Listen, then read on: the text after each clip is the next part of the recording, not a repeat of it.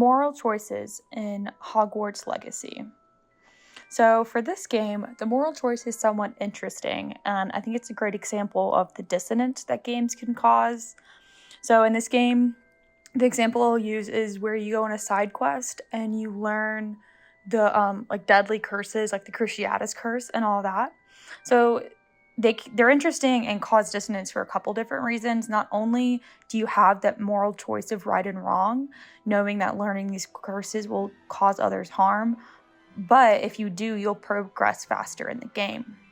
However, there's an additional thought process for people that have have watched the movies before, and it can make this choice even harder. So not only are you analyzing that right and wrong moral choice, but it's more tempting to learn these curses and see how they act and look like in the game after having seen them in the movie.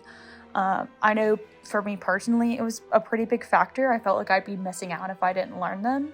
However, in real life, I know that it's morally wrong to have that much power. So it's interesting because you do things in the game that you would never do in real life. I would never, like I just said, I would never want to have that much power and that ability to hurt that many people. But I also know in the game, it's kind of like a no-brainer to learn them.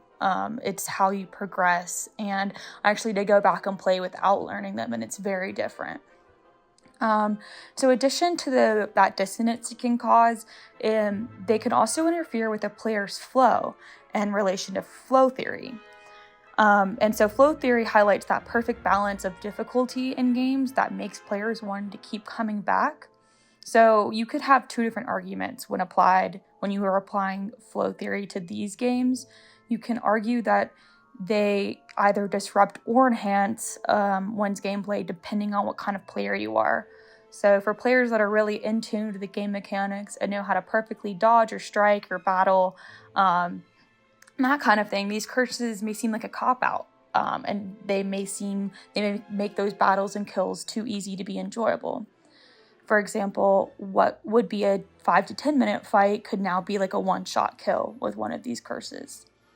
However, for the same benefit, or for the same reason, they benefit other players. So for example, like when I was playing this game, and I got to a boss that was hard to fight, or I had to fight them so many times I wanted to give up, these curses really came in handy for me. I was able to beat characters that I wouldn't have otherwise. And it made me want to keep going back and playing instead of getting stuck for 20 minutes trying to defeat a boss. So yeah, I feel like this example kind of encompasses all of it.